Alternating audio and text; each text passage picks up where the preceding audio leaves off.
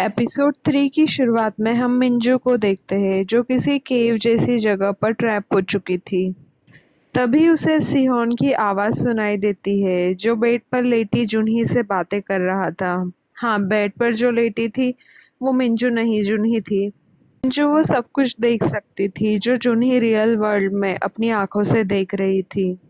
Last episode में हमने देखा था कि जुनही वो कैसेट से सॉन्ग सुनती है और तभी वो टाइम ट्रेवल करके 1998 में आ जाती है मिंजू की बॉडी में। जुनही जो कुछ भी बोल रही थी सिहोन को तो बिल्कुल समझ नहीं आ रहा था। जब सिहोन उसे मिंजू कहता है तब वो उससे पूछती है कि वो उसे मिंजू क्यों बुला रहा है। तभी वहाँ इनग्यू भी उससे मिलने के लिए आ जाता है। बाद में हम देखते हैं कि जुनही को उसकी और मिंजू दोनों की यादें दिखाई देती है। वो दोनों लड़कों से आज की तारीख पूछती है, तब उसे पता चलता है कि अभी 1998 चल रहा है। तब वो अपने दिमाग पर जोर डालकर चीज़ों को प्रोसेस करने की कोशिश करती है और हम देखते हैं कि वो मिंजू बनने की कोशिश कर रही है, बट उसकी हरकतें तो जुनही की तरह होती है क्योंकि वो है तो जुनही ही। क्योंकि वो मिंजू की बॉडी में है तो उसे मिंजू के बारे में बहुत सी चीज़ें पता है। अपनी माँ और भाई के बारे में पूछती है। सिहोन उसे बताता है कि उसकी माँ घर चली गई है। वो गुस्सा करती है कि उनकी बेटी इस हालत में हॉस्पिटल में है और वो घर चली गई है। हम उसके घर पर उसकी मॉम और उसके भाई को देखते हैं। को अपने बेटे की इतनी फिक्र थी कि वो बीमार मिंजू को हॉस्पिटल में ही छोड़कर अपने बेटे के लिए खाना बनाने घर आ गई थी। और एक मिंजू का भाई था जो आराम से टीवी के सामने बैठकर वीडियो गेम्स खेल रहा था। तभी मिंजू के अंकल आकर अपनी बहन से कहते हैं कि उन्हें हॉस्पिटल में रुकना चाहिए था, दो उनके लिए तो खाना वो भी बना सकते थे। और उसी टाइम पर जुनही घर के अंदर आ जाती है। वो हॉस्पिटल से भागकर आई थी। वो घर में घुसते ही अपनी मॉम और भाई को बहुत सुनाती है। सब उसका ये नया अवतार देखकर तो सोच में ही पड़ जाते हैं। सबको लगता है कि उसके दिमाग पर चोट लगी होगी जिसकी वजह से वो ऐसी हरकतें कर रही है। वो घर में सबको बहुत डांटती है और फिर से हॉस्पिटल चली जाती है। वो सिहोन को योनजोन ही कहकर बुलाती है। डॉक्टर्स उसे ऑब्जर्वेशन में रखने की सलाह देते हैं। तब मिंजू की मॉम उसे बताती है कि उसका कार एक्सीडेंट नहीं हुआ था बल्कि वो ज़मीन पर गिरी मिली थी। वो उसे ये भी बताते हैं कि पुलिस का कहना है कि किसी ने उस पर अटैक किया था। और हॉस्पिटल के बाहर इनग्यू और सिहोन दोनों बातें कर रहे थे और हम देखते हैं कि इनग्यू सिहोन से ठीक से बात नहीं कर रहा था। वो सिहोन को बताता है कि उसने बर्थडे वाली रात को सिहोन और मिंजू दोनों की बातें सुन ली थी। वो सिहोन से कहता है कि अगर सिहोन ने उसे इतनी बेरुखी से रिजेक्ट नहीं किया होता तो मिंजू ऐसी हालत में बाहर नहीं जाती और शायद उसका एक्सीडेंट भी नहीं होता। और वो दोनों आपस में ही बहस करने लगते हैं। थोड़े दिन के बाद में मिंजू हॉस्पिटल से डिस्चार्ज होकर घर आ जाती है। उसके घर वाले उसे कहते हैं कि वो घर पर ही रहे ताकि अटैकर उस पर फिर से अटैक ना कर सके क्योंकि वो अभी तक पकड़ा नहीं गया था। वो अभी भी खुद को ठीक से नहीं पहचान पा रही थी। तो वो मिंजू की डायरी पढ़ती है। जुनही खुद को मिंजू समझ रही थी और उसे जुनही जो खुद उसकी अपनी यादें थी वो सब कुछ याद था, बट वो भूल चुकी थी कि वो एक्चुअल में जुनही है। और वो जो मिंजू की डायरी पढ़ रही थी उसमें सिहोन के बारे में भी लिखा हुआ था। अभी पुलिस वाले उससे पूछताछ के लिए आते हैं बट जुनही को तो कुछ भी याद नहीं आता है और वो अपने दिमाग पर जोर डालती है बट उसका कुछ फ़ायदा नहीं होता। तभी बाहर उसे सिहोन मिलने के लिए आता है। वो दोनों बैठकर बातें करते हैं। सिहोन उसे ये कहने आया था कि बर्थडे के जिस दिन उसने जो कुछ भी कहा था उन बातों से नाराज ना होकर फ्रेंड्स बने रहे। फिर वो उससे पूछता है कि वो उसे युनजुन क्यों बुला रही है और वो युनजुन है कौन। तब वो उसे बताते हैं कि उसे ऐसा लगता है कि वो मिंजू तो है बट अभी तक वो एक बहुत ही लंबा सपना देख रही थी जिसमें वो जुनही थी और सिहोन युनजुन था। सिहोन को युनजुन के बारे में सब कुछ बताती है कि कैसे वो लोग कॉलेज में मिले थे और कैसे उन्हें प्यार हुआ था और उन्होंने एंगेजमेंट कर ली थी और फिर वो साथ रहने लगे थे। शायद वो शादी भी कर लेते बट उसके बॉयफ्रेंड का एक्सीडेंट हो गया जिसमें उसकी डेथ हो गई। और ये बातें करते करते जुनही सच में रोने लगती है।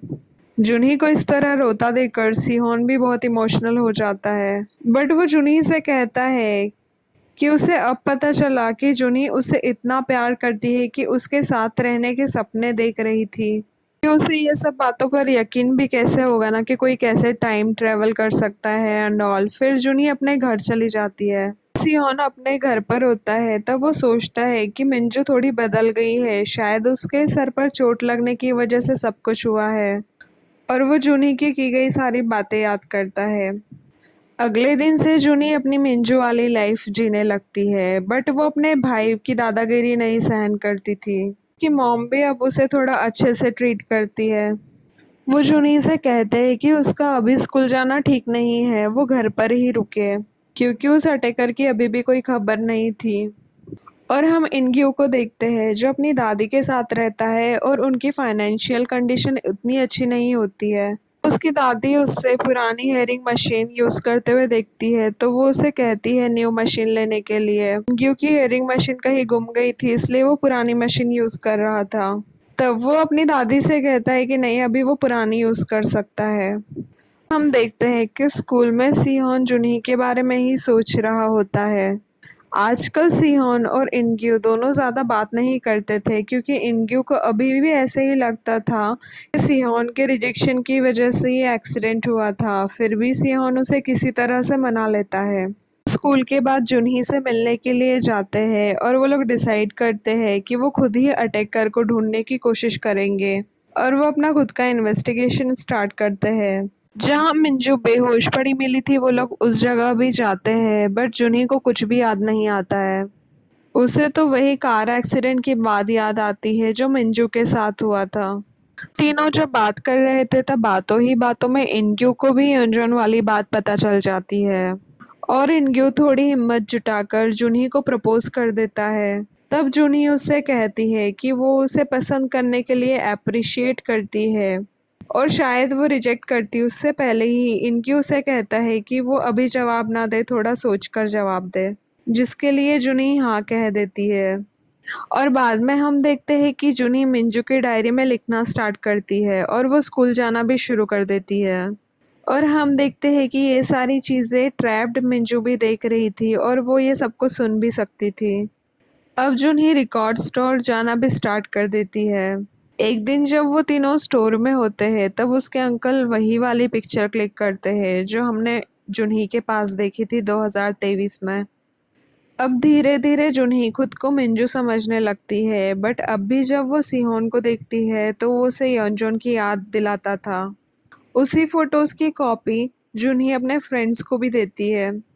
दिन जब जुन्ही रिकॉर्ड शॉप पर होती है तभी पुलिस वाले उससे पूछताछ करने के लिए आते हैं। वो लोग उसे एक एविडेंस का पिक्चर दिखाते हैं जो वारदात की जगह पर मिला था और ये इनक्यू की हेयरिंग मशीन होती है। वो जुनी से कहते हैं कि जिसकी ये मशीन है वो अटैकर हो सकता है। तब जुनी को याद आता है कि जिस दिन उसका कार से एक्सीडेंट होने वाला था तब उसे किसी ने बचाया था, बट फिर बाद में वो उस पर अटैक करने लगता है तो वो उससे बचने के लिए उसी जगह पहुंच जाती है जहां पर क्राइम हुआ था। और उसी जगह पर अटैकर उसके सिर पर वार कर देता है जिसकी वजह से वो वही बेहोश हो गई थी। तभी हम देखते हैं 2023 में जुनही जो बस से घर जा रही थी, ड्राइवर के आवाज़ लगाने से उसकी नींद खुल जाती है। तब उसे पता चलता है कि वो वापस 2023 में आ गई है और वो खुद से कहती है कि शायद उसने वो सब कुछ एक सपने में देखा था। और वो घर जाने लगती है। तब हम देखते हैं कि मिस्टर एम उसे जाते हुए देख रहे थे। घर जाकर जब वो अपना फ़ोन चेक करती है तो वो नोटिस करती है कि उसने योंजन को जितने भी मैसेज भेजे थे वो किसी ने पढ़े हैं। तब वो उस नंबर पर कॉल करके भी देखती है और हम देखते हैं कि उधर से किसी ने कॉल रिसीव किया है। और इसी के साथ एपिसोड 3 यही एंड हो जाता है। Thank you for watching. If you liked what you saw, make sure to subscribe for more content.